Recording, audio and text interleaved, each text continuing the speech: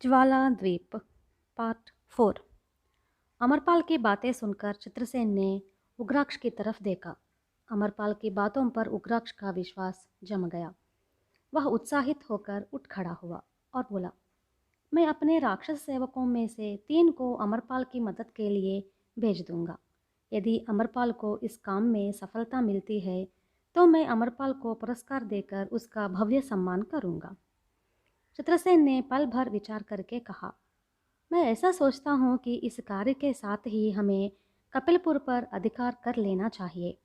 अपने राजा वीरसिंह को बंदी बनाकर सेनापति नागवर्मा मेरे पिता के राज्य धवलगिरी पर चढ़ाई करने गया हुआ है। इस समय कपिलपुर की रक्षा करने के लिए वहाँ पर अधिक सेना नहीं होनी चाहिए। इसलिए हम अचानक हमला करके कपिलपुर के दुर्ग पर अधिकार कर सकते हैं। चित्रसेन की बातें सुनकर उग्राक्ष खुशी के कारण उछल पड़ा और बोला, चित्रसेन, तुम समझदार हो। यह तो बड़ा ही बढ़िया विचार है, पर हमारा उद्देश्य केवल कपिलपुर पर ही अधिकार करना नहीं होना चाहिए, बल्कि हमें राजकुमारी कांतिमती को भी नागवर्मा के हाथों से बचाना है। तुम युवक हो और अविवाहित हो। एक ही बार में तुम्हें 2 लक्ष्य प्राप्त करने हैं। एक तो कपिलपुर का राज्य, दूसरा अत्यंत रूपवती राजकुमारी कांतिमती का हाथ। उग्राक्ष की बातों ने चित्रसेन के मन में हलचल मचा दी। वह सोचने लगा, क्या कपिलपुर के राजा वीरसिंह के जीवित रहते उनके राज्य को अपने राज्य में मिलाना और उनकी पुत्री के साथ राजा की अनुमति के बिना विवाह करना न्याय संगत होगा? इसके अलावा यह भी तो संभव है कि राजकुमारी कांतमती ने इसके पूर्व ही अपने मन में किसी को अपना वर चुन लिया हो। यह राक्षस वंशी उग्राक्ष मानव जाति की सामाजिक मर्यादाओं से एकदम अनभिज्ञ है। उग्राक्ष, इस समय हमारा कर्तव्य नागवर्मा को पराजित करना है। इस तरह हम अपने रास्ते के कंटक एक शत्रु से पिंड छुड़ा सकते हैं। कपिलपुर के राजा के रूप में हम वीरसिंह को ही पुनः राज्याभिषेक करेंगे, लेकिन इन सब कामों को तभी संपन्न किया जा सकता है जब हम उन भयानक पक्षियों का उनके सवारों सहित खत्म कर दें। जब तक कपिलपुर के सीमावर्ती जंगल में ये पक्षी जीवित है, तब तक हमारी विशाल सेनाएं भी कुछ नहीं कर सकेगी। हम न केवल पराजित होंगे बल्कि उनके ग्रास बन जाएंगे। चित्रसेन ने समझाया, महाराज, आप यह काम मुझ पर छोड़ दीजिए। आप अपनी सेनाओं के साथ जंगल में छिप जाइए। भयंकर पक्षियों के झोपड़ियों में जलकर भस्म होते ही हम लोग कपिलपुर पर हमला कर देंगे, अमरपाल ने कहा। उग्राक्ष और चित्रसेन ने भी अमरपाल की बात को स्वीकृति दी। इसके बाद अमरपाल की मदद के लिए 2 राक्षस तथा 4 सैनिक उसके हाथ चल पड़े। अमरपाल उन्हें साथ लेकर देखते देखते जंगल में ओझल हो गया। चित्रसेन तथा उग्राक्ष ने अपनी सेनाओं तथा अनुचरों को सन्नद्ध होने के लिए आदेश भेज दिए। इस बीच अमरपाल अपने साथियों के साथ जंगल में आगे बढ़ता गया और दोपहर तक कपिलपुर के सीमावर्ती में जंगल में पहुंच गया। वह करीब 100 भयंकर पक्षी विशाल झोंपड़ों में बंधे हुए थे। उनके झोंपड़ों के पास ही उनके पहरेदारों की झोंपड़ियां थीं। अमरपाल ने अपने सभी अनुचरों को एक स्थान पर ले जाकर रोक दिया। फिर उसने उनसे पक्षियों के पहरेदारों के निवास स्थान को दिखाकर कहा, मैं इस प्रदेश से भली भांति परिचित हूँ। मैं उन पहरेदारों में से हर एक को जानता हूँ। मैं उनके पास जाकर सबसे पहले उन्हें एक जगह इकट्ठा कर दूंगा। तभी तुम लोग उन पर हमला बोल देना और उन्हें मौत के घाट उतार देना। इसके बाद हम भयंकर पक्षियों की उन झोंपड़ियों में आग लगा देंगे। अमरपाल के अनुचरों ने उसके आदेशों को भली भांति समझ लिया। अमरपाल पहरेदारों के झोंपड़ों के पास जाकर जोर से चिल्ला उठा। उसकी आवाज़ सुनकर सभी पहरेदार अपनी झोंपड़ियों से बाहर निकल आए और हड़बड़ाकर अमरपाल के चारों तरफ जमा हो गए। वे कुल मिलाकर 20 से अधिक न थे। अमरपाल, कितना अच्छा हुआ कि तुम बच गए। हमने तो सोचा था कि तुम उस क्रूर राक्षसों के हाथों अपनी जान गंवा बैठे हो। पहरेदारों ने एक स्वर में कहा, सचमुच ही मैं मौत के मुंह से बाहर निकलकर आया हूँ।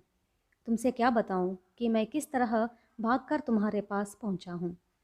कितनी चालें चली, कितने खतरे पार किए। तब मैं आज तुम्हारे सामने हूँ। सबसे पहले तुम मुझे यह बताओ कि हमारे सारे पक्षी सुरक्षित तो उन झोंपड़ों में पहुँच गए हैं ना? अमरपाल ने पूछा। हाँ अमरपाल, हमारे सारे पक्षी सुरक्षित हैं और इस समय अपनी झोंपड़ियों में बंधे हैं। महाराजा नागवर्मा धवलगिरी पर आक्रमण करने गए हैं। इस समय कपिलपुर के रक्षक हम ही लोग हैं। दुर्ग में भी थोड़े से सैनिक रह गए हैं। वे लोग भी वास्तव में दुर्ग की रक्षा के लिए नहीं, बल्कि राजकुमारी कांतिमती का पहरेदार देने के लिए रखे गए हैं। महाराज नागवर्मा अपने साथ सारी सेनाएं ले गए हैं। वे पहले धवलगिरी पर आक्रमण करेंगे। इसके बाद जंगल में स्थित चित्रसेन के किले पर अधिकार करके तब कपिलपुर लौटेंगे। समझ लो, इस विजय के बाद हम में से प्रत्येक व्यक्ति एक सामंत राजा बन जाएगा। पहरेदारों ने बड़े उत्साह के साथ अमरपाल को सारा विवरण विस्तार के साथ बता दिया। पहरेदारों की बातें सुनकर अमरपाल बड़ी जोर से खिलखिलाकर हंस पड़ा, मानो इस समाचार से वह अपार हर्ष हुआ हो। इसके बाद वह उछल कूद करता हुआ हाथों से कुछ संकेत करने लगा। दूसरे ही क्षण अमरपाल के अनुचर दौड़ते हुए आए और उन्होंने अचानक गर्जन करते हुए पहरेदारों पर हमला बोल दिया। अमरपाल ने भी म्यान से अपनी तलवार खींच ली और उन पहरेदार ज्वालाद्वीपवासियों को गाजर मूली की तरह काटने लगा। वे सभी पहरेदार निहत्थे थे, इसलिए देखते ही देखते मृत्यु का ग्रास बन गए। इसके बाद अमरपाल अपने अनुचरों के साथ पहरेदारों के घरों में घुसा और तेल में भिगोए मशालों को जलाकर ताड़पत्रों की बनी उन झोंपड़ियों में आग लगा दी, जिनमें वे भयंकर पक्षी बंधे हुए थे। हवा के कारण आग तुरंत प्रज्वलित हो उठी और वे झोंपड़ियां आग की लपटों में घिर गई। लोहे की मजबूत जंजीरों से बंधे वे भयंकर पक्षी अपनी चोंचों से जंजीरों को तोड़ने में सफल हो गए थे। वे जलती देह के साथ ऊपर उठे, पर दूसरे ही क्षण छटपटाते हुए नीचे गिरे और मर गए। अमरपाल को अपनी सफलता पर बेहद खुशी हुई। वह अपने अनुचरों के साथ नाचने गाने लगा। उसी समय अकस्मात एक पहाड़ी प्रदेश से भेड़ियों की आवाज़ें आने लगी। उस ध्वनि को सुनकर अमरपाल उस दिशा में देखते हुए बोला, महाराज चित्रसेन और उग्राक्ष सेनाओं के साथ आ रहे हैं। आग की लपटें देखकर उन्हें हमारी सफलता पर विश्वास हो गया है। अब हमें शीघ्र ही कपिलपुर पर अधिकार कर लेना चाहिए।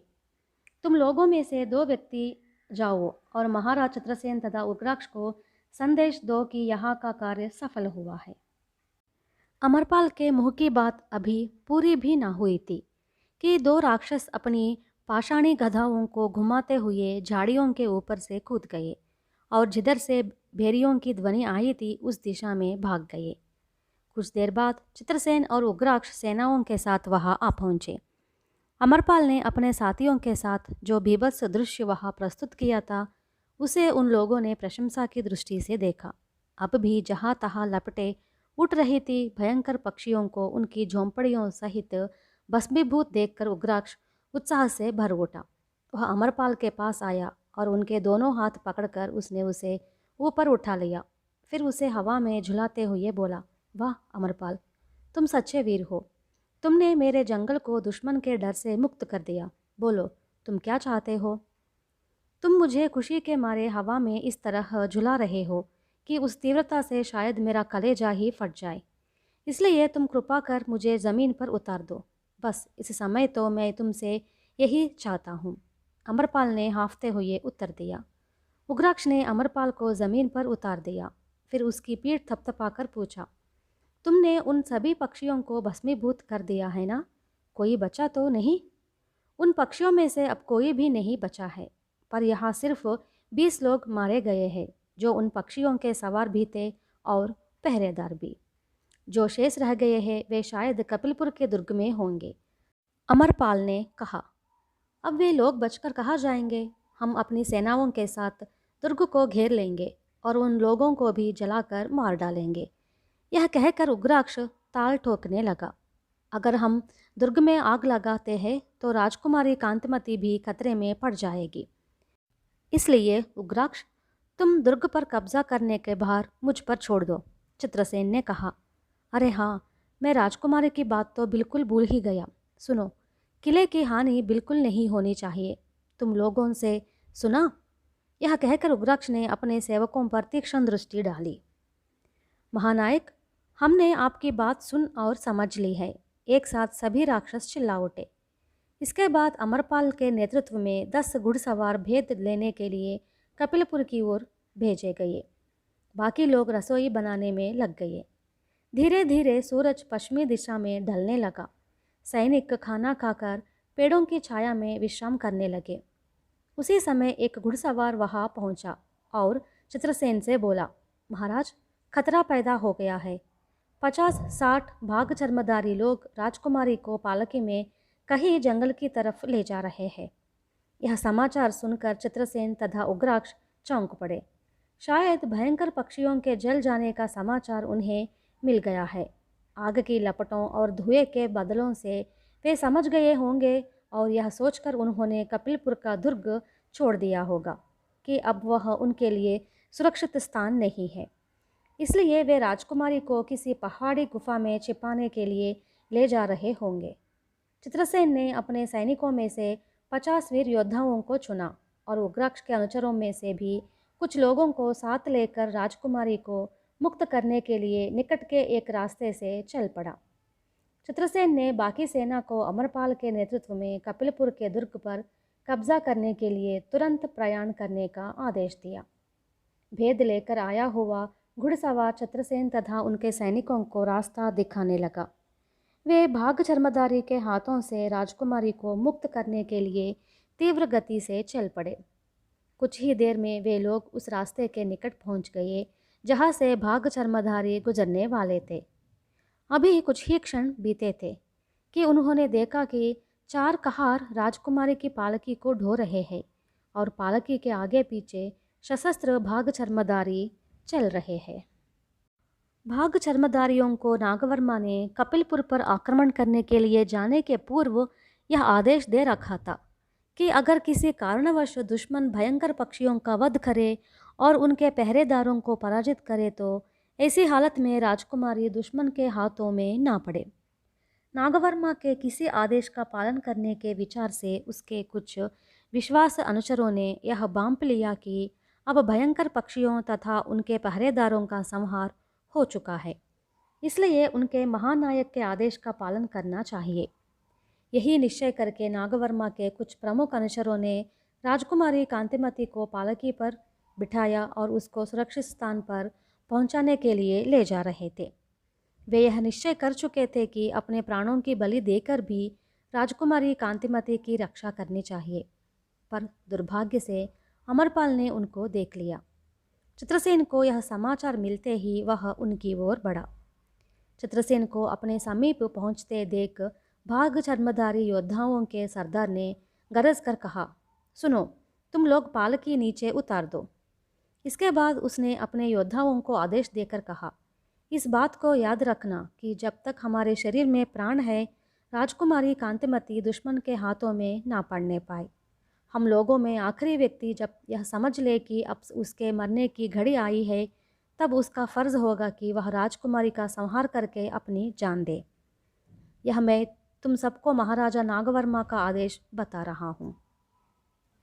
भाग चर्मधारियों के सरदार ने अपने अनुचरों को जो चेतावनी दी, उसे सुनकर एक ओर से चित्रसेन और दूसरी ओर से उग्राक्ष तथा उसके सेवकों ने उन पर हमला किया। देखते देखते भाग चर्मधारी राक्षसों की शिला गाथाओं तथा चित्रसेन के अनुचरों की तलवारों के वारों से धराशायी होने लगे। इस जय पराजय की आशंका करके भाग चर्मधारियों के नायक ने अपना सारा साहस बटोरकर एक हाथ में तलवार और दूसरे हाथ में भाला लिया और भयंकर गर्जन किया, अब हमारा अंतिम समय निकट आ गया है, तुम लोग तुरंत कांतिमती का संहार करो। भाग चर्मधारियों के नायक की पुकार सुनकर चित्रसेन चकित रह गया। उसने सोचा कि राजकुमारी कांतिमती उन दुष्टों के हाथों निश्चय ही अपने प्राण खो बैठेगी। उसके तथा राजकुमारी की पालकी के बीच 10 शत्रु प्राणों का मोह त्याग कर लड़ रहे थे। वह उनका वध करके ही पालकी के समीप पहुंच सकता था। चित्रसेन आवेश में आकर अपनी तलवार से शत्रुओं को घायल करते हुए अपनी बगल से लड़ने वाले शत्रुओं को भूलकर सीधे पालकी की ओर बढ़ने लगा। इतने में तपाक से पालके के किवाड़ खुल गए। दूसरे ही पल में विद्युत की गति से कांतिमती पालकी से नीचे कूद पड़ी और समीप में मरे पड़े हुए शत्रु सैनिक की तलवार लेकर पालकी की ओर बढ़ने वाले भाग चर्मधारी सैनिकों का सामना किया। इसे देख उग्राक्ष हुंकार करके बोला, लो कांतिमती, मैं अभी आया। तुमने सचमुच अपने को क्षत्रिय कन्या कहलाया। यह कहकर अपने सामने आने वाले भाग चर्मधारियों को इस तरह अपनी गदा से उड़ा दिया जैसे गेंदों को उड़ाया जाता है। तब वह पालकी के समीप पहुंचा। इस बीच चित्रसेन भी पालकी के निकट आया। उन्हें रक्तसिक्त तलवार धारणा किए हुई कांतिमती दिखाई दी। ये है महाराजा चित्रसेन और मैं उग्राक्ष हूँ। यह सारा जंगल मेरा है। ये सब राक्षस मेरे अनुचर हैं। मेरे इशारे पर ये लोग अपने प्राणों का मोह त्याग कर मर मिटने के लिए सदा तैयार रहते हैं। इनकी समता कर सकने वाले वीर नहीं के बराबर है। इन पर मुझे गर्व है। इनके भरोसे मैं सारी दुनिया पर विजय प्राप्त कर सकता हूँ। समय पर अगर हम यहाँ पर ना पहुँचते तो न मालूम तुम्हारी क्या हालत हो जाती। इस उपकार के लिए तुम्हें हमें धन्यवाद देना चाहिए, उग्राक्ष ने कांतमती से कहा। कांतमती ने उग्राक्ष की ओर क्रोध भरी दृष्टि प्रसार की, फिर चित्रसेन की ओर सिर उठाकर देखे बिना ही झट पीछे घूम पड़ी और पालकी में जा बैठी। राजकुमारी कांतिमती का यह व्यवहार देख चित्रसेन को बड़ा क्रोध आया। उसने अपने प्राणों का मोह त्याग कर भाग चर्मधारियों से युद्ध किया और उसकी रक्षा की है। फिर भी राजकुमारी ने इसके लिए अपनी कृतज्ञता प्रकट नहीं की। उल्टे तिरस्कारपूर्ण दृष्टि प्रसारित कर पालकी में जा बैठी। यह करनी चित्रसेन को अत्यंत अपमानजनक लगी। उग्राक्ष, अब हमारा कर्तव्य पूरा हो चुका है। अब हमें अपनी सेनाओं के साथ धवलगिरी के लिए प्रस्थान करना उचित होगा, चित्रसेन ने कहा। चित्रसेन की बातें सुनकर उग्राक्ष चौंक पड़ा। उनकी पूर्व योजना के अनुसार कपिलपुर के दुर्ग पर घेरा डालना था। इसी काम से थोड़ी देर पहले कुछ सैनिकों के साथ अमरपाल चला गया था। पहले यह निर्णय हो चुका था कि कपिलपुर के दुर्ग पर अधिकार करके तब राजद्रोही नागवर्मा का अंत करना है। पर इस वक्त चित्रसेन का व्यवहार कुछ विचित्र सा मालूम हो रहा है। चित्रसेन, हमने सबसे पहले कपिलपुर दुर्ग पर अधिकार करने का निश्चय कर लिया था ना। मार्ग मध्य में हमने सौभाग्य से राजकुमारी की रक्षा की है। मुझे आश्चर्य होता है कि अचानक आपने इस प्रकार अपना पूर्व निर्धारित निर्णय क्यों बदल लिया। इस बीच में ऐसी कोई विस्मयकारी घटना भी तो नहीं घटी कि हमें अपनी योजना परिवर्तन करना पड़े। आखिर क्या कारण है? आप जब कभी कोई निर्णय लेते हैं सोच समझ कर लेते हैं और उस पर दृढ़ रहते हैं। उसे अमल किए बिना कभी पीछे नहीं हटते। क्या मैं जान सकता हूँ कि आपको इस प्रकार अपना निर्णय क्यों बदलना पड़ रहा है? उग्राक्ष ने तुतलाते हुए कहा। क्या कहा? हमने राजकुमारी की रक्षा की है? वही कुछ ऐसा स्वांग रच रही है मानो उसी ने हमारी रक्षा की हो। अमरपाल ने इसके पहले हमें बताया था कि महाराजा वीर सिंह को ज्वालाद्वीप के निवासियों के साथ समझौता करने वाले नागवर्मा ने बंदी बनाकर ज्वालाद्वीप में बेच दिया है। ऐसी हालत में हम युद्ध करके कपिलपुर पर अधिकार कर लेंगे तो आखिर हमें किसका राज्याभिषेक करना होगा? चित्रसेन ने क्रोध भरे स्वर में कहा। चित्रसेन की बातें सुनकर कांतिमती चौंक उठी और पालकी से बाहर आई और चित्रसेन की ओर शंका भरी दृष्टि दौड़ाकर पूछा, बताइए, मेरे पिताजी को द्रोही नागवर्मा के द्वारा ज्वालाद्वीप में भेजे जाने का समाचार देने वाला वह अमरपाल कौन है? वह यूँ तो कपिलपुर का ही निवासी है, पर नागवर्मा की सेना में भर्ती होकर हमारे हाथों में बंदी बना और इसके बाद हमें कुछ रहस्य बताकर उसने हमारी बड़ी मदद की, चित्रसेन ने जवाब दिया। अमरपाल की बातें झूठ है। संभवतः वह सच्ची बात जानता न होगा। मेरे पिताजी दुर्ग के किसी भूगर्भ गृह में बंदी बनाए गए होंगे। उनको ज्वालाद्वीप ले जाने वाला सवाल ही नहीं उठता। झूठ मूठ इस प्रकार की अफवाहें उड़ाना किसी के लिए भी शोभा नहीं देता, विशेषकर एक महाराजा के संबंध में। कुछ मिथ्यापूर्ण बातें फैलाने में ज़्यादा सावधानी बरतने की आवश्यकता है, कांतिमती ने कहा। ओह, ऐसी बात है, चित्रसेन ने कहा। चित्रसेन, तब तो हम उस महाराजा की रक्षा करेंगे, उग्राक्ष ने व्यग्रतापूर्वक कहा। हम बिना बुलाए मेहमान क्यों बने? हमसे किसी ने ऐसी मदद मांगी है? किसी की अभ्यर्थना के बिना हम लोग व्यर्थ ही अपने प्राण खतरे में क्यों डालें? आखिर इन लोगों के साथ हमारा संबंध ही क्या है? जो लोग किसी का मानवता की दृष्टि से उपकार करना चाहते हैं, उनकी ऐसी उपेक्षा सहज नहीं है। हमने अनावश्यक इस काम में धक्कल देने की कोशिश की। चलो, हम अपने काम पर चले चले। चित्रसेन ने डांटा। मैं आपसे सहायता की अभ्यर्थना करती हूँ। मुझे अफसोस है कि मैंने जल्दबाजी में आकर कुछ कह दिया। कृपया मेरी बातों को भूल जाइए। यदि आपके दिल को ठेस पहुंची तो मुझे क्षमा करें, कांतिमती ने कहा। थोड़ी देर पहले आपका व्यवहार कुछ भिन्न था। मेरे साथ आपने अपने सामंत राजा जैसा भी व्यवहार नहीं किया। शायद मेरे बारे में आप कुछ नहीं जानती होगी। इस वक्त आप जिस जंगल में हैं, यह सारा प्रदेश मेरा है। यहाँ से समीप दिखने वाला अपूर्व भवन मेरा है। उससे जुड़ा हुआ नगर मेरी राजधानी है। भविष्य में इस बात का स्मरण रखिए। किसी व्यक्ति के बारे में अनजाने में भी ऐसी हल्की धारणा रखना उचित नहीं है। चित्रसेन ने गंभीर स्वर में कहा। राजकुमारी कांतिमती के अधरों पर मंदहास खिल उठा। वह बोली, अभी थोड़ी देर पहले उग्राक्ष ने मुझे बताया कि यह सारा जंगल उसी का है। चित्रसेन ने उग्राक्ष की ओर क्रोधपूर्ण दृष्टि से देखा। चित्रसेन की तीक्ष्ण दृष्टि देखकर उग्राक्ष घबरा गया। उसके मुंह से बोल नहीं फूटे। थोड़ी देर बाद रोनी सूरत बनाकर बोला, यह जंगल भले ही मेरा हो, पर मैं महाराजा चित्रसेन का अनुचर हूँ, इसलिए यह जंगल भी इन्हीं का है। अब मेरा संशय दूर हुआ। कपिलपुर के राजा वीरसिंह की इकलौती पुत्री हुई मैं कांतिमती चित्रनगर के महाराजा चित्रसेन की सहायता मांगती हूँ। राजद्रोही बने नागवर्मा के द्वारा कारागार में बंदी बने मेरे पिताजी की रक्षा कीजिए और उस द्रोही को उचित दंड देने का प्रबंध कीजिए। यह मैं आपसे निवेदन करती हूँ। कांतिमती ने अत्यंत आदरणपूर्ण स्वर में प्रार्थना की। कांतिमती का निवेदन सुनकर चित्रसेन का हृदय आनंद से भर उठा। उसने उग्राक्ष की ओर मुड़कर कहा, उग्राक्ष, तुम्हारी अहंभारी बातें किस प्रकार संदेह का कारण बन गई, समझ गए हैं ना? आज से तुम ऐसी अनर्गल बातें अपने मुंह से ना निकाला करो कि यह जंगल मेरा है। इसके अलावा जैसे थोड़ी देर पहले तुमने कहा था कि मैं महाराज का आदमी हूँ, उनका अनुचर हूँ, पर ध्यान रखो, तुम मेरे अनुचर नहीं हो, राक्षस हो और मेरा सेवक हो। हाँ हाँ, मैं सचमुच 100% आपका सेवक हूँ। यह कहकर उग्राक्ष ने कांतिमती की ओर मुखातिब हो प्रणाम किया। कांतिमती मुस्कुरा उठी। चित्रसेन दुगने उत्साह से अपने अनुचरों की ओर मुड़कर बोला, मैं समझता हूँ कि भाग चर्मदारियों में से एक भी प्राणों के साथ बचकर नहीं भागा है। अच्छी बात है। अब हम सीधे कपिलपुर के लिए प्रस्थान करेंगे। तुम में से 4 लोग पालकी उठाओ। फिर कांतिमती से बोला, राजकुमारी, आप पालकी पर सवार हो जाए। कांतिमती अस्वीकार सूचना सिर हिलाकर बोली, महाराज, इस वक्त मैं बंदी नहीं हूँ, स्वतंत्र हूँ, इसलिए मुझे अनुमति दीजिए, मैं भी आपके साथ स्वेच्छापूर्वक घोड़े पर सवार होकर चलूँ। जी हाँ महाराज, यही उत्तम होगा।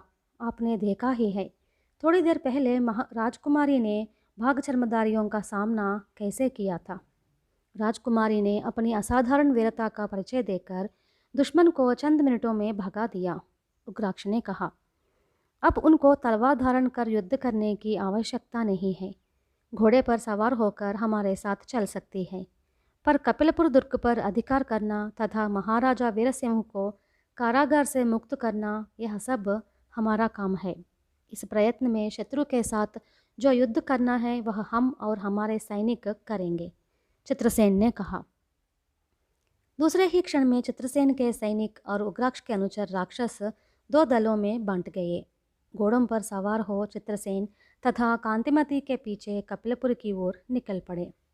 1 घंटे की यात्रा के बाद वे लोग पहाड़ के समीप में स्थित कपिलपुर के दुर्ग के पास पहुंचे। दूर से उन लोगों ने देखा, दुर्ग के बुर्ज पर शत्रु सैनिक तैनात है और किले पर आसमान में 2 भयंकर पक्षी पहरा दे रहे हैं। उन भयंकर पक्षियों को देख चित्रसेन के साथ उग्राक्ष भी विस्मय में आ गया। उग्राक्ष बड़ी उद्विग्नता से चित्रसेन के पास दौड़कर पहुंचा और बोला, महाराज, यहाँ पर भी हमें भयंकर पक्षियों का पाला पड़ा है। आपने अमरपाल को थोड़ी सेना के साथ पहले ही भेज दिया था। उसका कुछ पता नहीं चल रहा है। दुश्मन ने कहीं उन सबका ख़त्म तो नहीं कर डाला है ना? चित्रसेन के मन में भी कुछ इसी प्रकार की शंका हुई। उसने दुर्ग के द्वार की ओर दृष्टिपात किया। दुर्ग के द्वार बंद थे। द्वार के आगे किन्हीं मृत सैनिकों का निशान नहीं दिखे। संभवतः अमरपाल यह विचार कर कि दुर्ग पर कब्जा करना शक्ति के बाहर की बात है, वह कहीं इसी प्रदेश में मौके की प्रतीक्षा करता होगा। चित्रसेन इस प्रकार विचार कर रहा था। थोड़ी दूर पर पेड़ों के बीच से कोलाहल सुनाई दिया। कुछ ही क्षणों में अमरपाल अपने घोड़े को दौड़ाते चित्रसेन के समीप आया और बोला, महाराज, देखते हैं ना, नागवर्मा ने खास सेना को लेकर धवलगिरी पर आक्रमण करने जाते वक्त इधर दुर्ग की रक्षा का कैसा प्रबंध किया है। मैं काफ़ी देर से देख रहा हूँ। ये दो भयंकर पक्षी दुर्ग पर पहरा दे रहे हैं। ऐसा लगता है दुर्ग में इन्हें छोड़ और पक्षी नहीं है। बुर्जियों पर भी गश्त लगाने वाले अधिक संख्या में नहीं है। फिर भी मेरे साथ जो थोड़ी सेना है उसको लेकर दुर्ग पर हमला बोल देना खतरे से खाली नहीं है। इसलिए मैं आपकी प्रतीक्षा कर रहा था। तुमने बड़ी सूझबूझ से काम लिया। यदि तुम दुस्साहस कर बैठते तो हमारे साथ रहने वाली सारी सेना का सर्वनाश हो जाता। अच्छा हुआ कि तुम हमारी प्रतीक्षा करते रहे। चित्रसेन ने अमरपाल के निर्णय का समर्थन किया। फिर उग्राक्ष की ओर मुड़कर बोला, उग्राक्ष, हमारे सामने अब एक ही उपाय है। दुर्ग के द्वारों को तोड़कर उसके भीतर प्रवेश करने के लिए, उस कार्य के लिए तुम्हारे अनुचर ही समर्थ है। उग्राक्ष ने एक बार चित्रसेन की ओर देखा, फिर दुर्ग पर उड़ने वाले भयंकर पक्षियों की ओर दृष्टि दौड़ाकर सिर खुजलाते हुए बोला, मैं अपने अनुचरों में कुछ लोगों को दुर्ग के द्वार तोड़ने और कुछ लोगों को दुर्ग की दीवारों को नींव सहित उखाड़ने के कार्य में लगा दूंगा। लेकिन ये भयंकर पक्षी, उग्राक्ष के चेहरे पर घबराहट झलक उठी। उग्राक्ष, तुम चिंता न करो, उन पक्षियों के हमला करने से रोकने की जिम्मेदारी मेरी है। अमरपाल ने धीरज बंधाया। यह कैसे संभव है? चित्रसेन ने पूछा। आज सुबह मैंने जब इन पक्षियों की झोंपड़ियों में आग लगवाई थी, तब मैंने देखा ये पक्षी आग के नाम से ही कैसे थर्र उठते हैं। इसलिए हमारे सैनिकों में से हर 10 आदमियों के पीछे एक के हाथ में जलती मशाल दे, तो फिर पक्षी अपने सवारों के आदेशों का पालन नहीं करेंगे और न हम पर हमला करने की हिम्मत करेंगे। अमरपाल ने समझाया।